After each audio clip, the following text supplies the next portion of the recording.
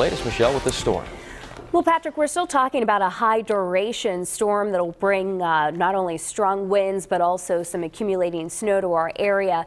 As we look out right now, the damp conditions from a northeast wind, that ocean wind, already bringing in some mist and drizzle this morning, as well as some lighter snow showers up in our northwest corner of the state. We'll go down to the live view here and show you the details. The steadier rain is still over New Jersey, and it'll be more towards the later evening and nighttime hours before this storm starts to bring in heavier, steadier rain and snow. But the radar right now across the area, you can see these scattered showers that have been popping up, the pinks and the blues indicating where it's more of a sleet and wet snow mixture, but not expecting any accumulations through the daytime today. In fact, the morning commute, the evening commute, both should be pretty good. About 35 in Woonsocket this morning. It's 37 in Cranston. A few spots are down close to the freezing mark, like North Kingstown. So we're going to watch for maybe a few slippery spots. Westerly's at 33, Little Compton this morning at 37. Here's the headlines for this morning. It's a slow moving coastal storm. The height of the storm is going to be very late tonight through Thursday.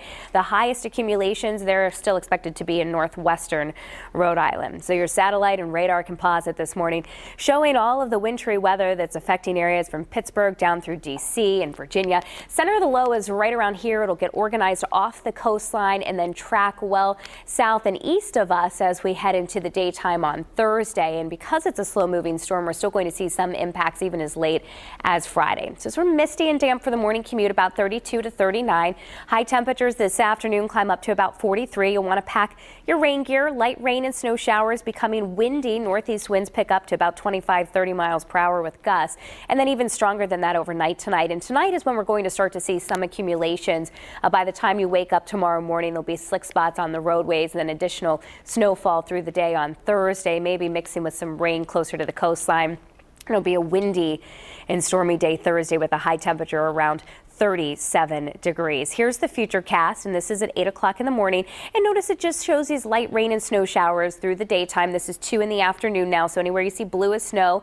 The green represents the rainfall, and it's light and misty, spotty. So not too bad heading home from work this evening. And then notice what happens later tonight. This is at 11 o'clock, so here comes the steadier band of rain and snow with mostly snow over Rhode Island and even Bristol County, Massachusetts. Now the dark blues that you see would be heavier snowfall, but then notice the rain that continues for mostly out over the Capes. That's 5:30 tomorrow morning. So tomorrow the commutes both in the morning and the evening could be impacted by this storm system.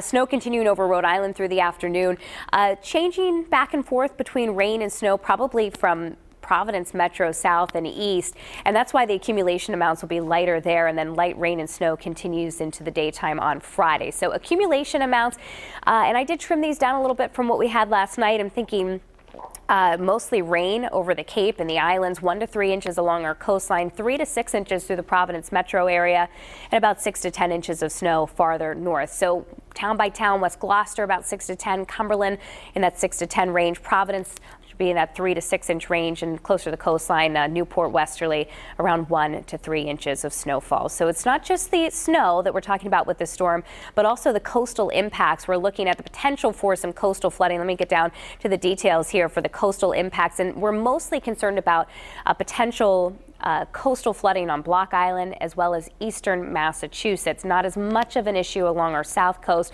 but even there you may see some beach erosion. Winds at the coast 45 to 55 miles per hour. Winds will be on the strong side, especially through the day Thursday. 8 in the morning, winds will be cranking 42 mile an hour. Wind gusts at the coast 43 at lunchtime, and then falling to about 35 for the second half of the day on Thursday. Weekend still looks dry and seasonable. WPRI.com, that's going to be your source throughout this storm to get your